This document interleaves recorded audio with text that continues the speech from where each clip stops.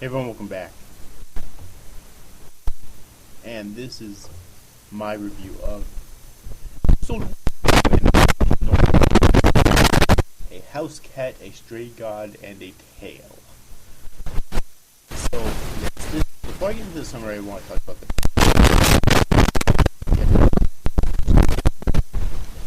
this is episode 1 of Noragami, and it was pretty interesting, I have to say.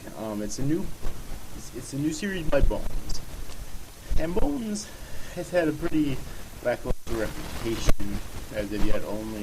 Although the only recent series I've heard people say is terrible would be Eureka 7 Astral Ocean. These are one of the favorite anime ever, but that's beside the point. But this episode 1 at least seems to be pretty interesting.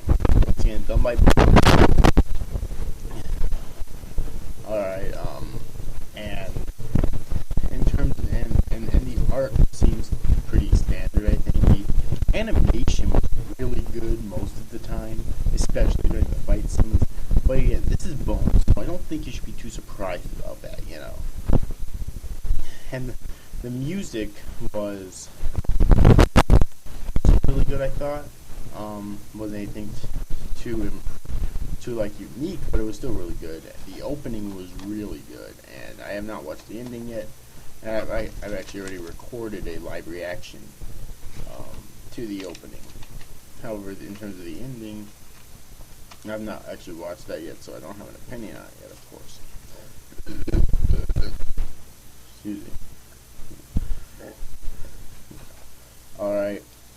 And so yes, now, since I've already wasted 2 minutes talking about technical shit, let's get into the summary of this episode. Itsufumi is sitting in her classroom and is being bullied by her classmates when she sees a phantom outside her classroom window. She prays to a god to save her. Yato responds by tossing and catching a 5-yen coin, and then destroys the phantom with his Shinki, or his divine weapon, who was in the form of Tomone. When the battle is finished, Yato then reverts Tomone back to her human form, and she rudely comments on Yato's behavior and how she's had enough. She tells Yato that she insists on quitting and then starts to cry. Yato, unable to stop her from crying, agrees to let her go, after which Tomone's real attitude surfaces and she parts with the least bit of respect for Yato, while Yato's basically saying, it's customary to give like a month's notice before quitting. Alright. After writing his cell phone number on a wall in a park, he eventually gets a call about Milord being missing, which is it turns out about missing cat. Yato finds the cat in the middle of the road and chases it, where he is pushed out of the way of a bus by a girl by the name of Hiyori Iki, resulting in her being hit and almost killed, basically. After Hiyori awakens in her family's hospital and spends the night, she is awoken by the voices of phantoms and finds Yato in her bed. She retreats with cat-like reflexes.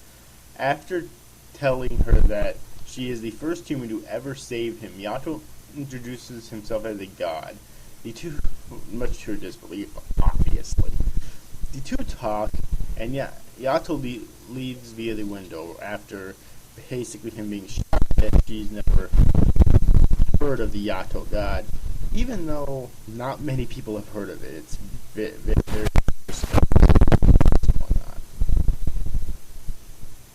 Alright.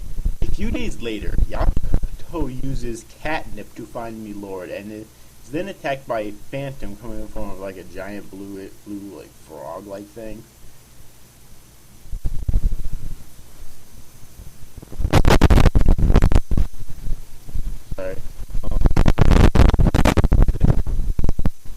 which means it's easy. Hiyori then appears and runs away with Yato. After Hiyori attacks the Phantom and the two manage to lose it, Yato points behind her at her tail and tells Hiyori that her soul has leaked out. Hiyori collapses back into her body. Yato returns Milord to his home and Hiyori basically this human boy who one of the few people who believes in or who knows about the Yato god, and he was praying to the Yato god in order to save his cat named Milord. Now initially I thought that Milord was missing meant that there was like this old feeble man or something that was their lord, but he could barely do anything on his own or something, so they had to go find him or something, but apparently not. Like the god of the gods, you know. That would have actually been kind of neat though. After she wakes up and calls Yato a pervert, he explains about her being stuck in between the far shore, in human terms, the afterlife, and the near shore, where the living reside. He already asks for his help, seeing as he is a god, and he holds up 5 fingers. Already mistakes this house for 50,000 yen. And 500,000 yen, but Yato tells her to start him out is 100 yen. And after she gives him 5 yen, he basically tells her that if her request has been heard, and that he hopes that their fates will intertwine again. Or that he's sure that they will, or something like that. And that pretty much sums up what happened in this first episode. So quite a bit went down in this first episode, and like I said before, it was pretty good, I honestly thought. Alright, I think it's kind of unique. Like, the description on AniChart.net said there's like 8 million gods. So, I doubt we're going to get... Well,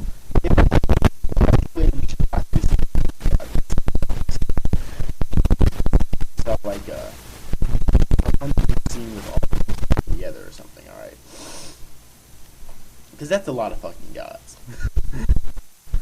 That would be a long-ass series if we got 8 million gods. Even if we just got them all for a brief dialogue.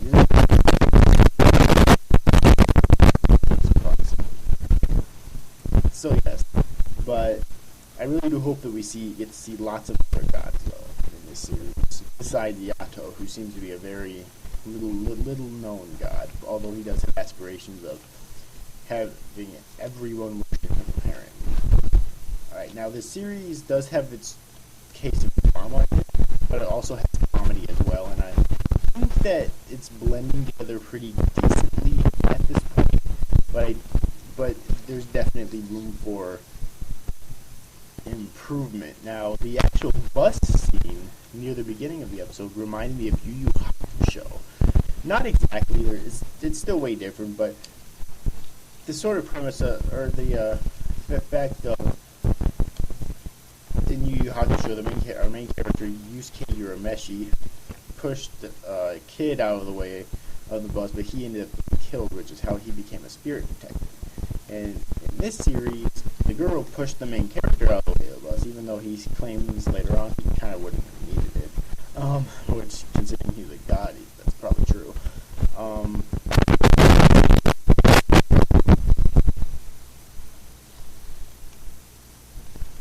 And then she ended up dying. Well, sort of. She didn't fully. Alright, but one thing that it actually didn't explain, because no one else is supposed to be able to see the fucking god, but she did, even before she got hit by the bus, obviously, because he looked like he was about to be hit. So I really hope that they answer this later on. It's, how she was able to see him, because if I recall correctly, later on in the episode, it is brought up. Yato does get up that somehow she was able to see him even though he's a god.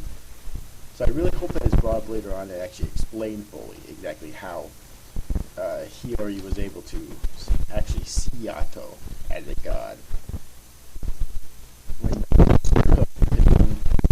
parents owned this like hospital, this like general hospital, all right, and that's where she was basically treated till till she woke up, all right, and she brings up that guy or that other person or whatever, and no one else.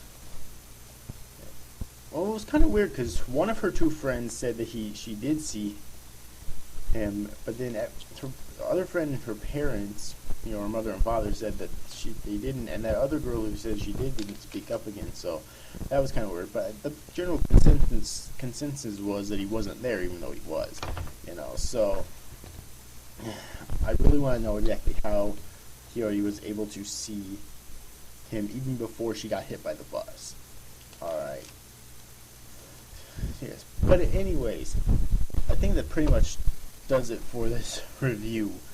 The episode as a whole, it was quite pleasing. I'm definitely looking forward to continuing this series. I think it'll be really good if they do things right,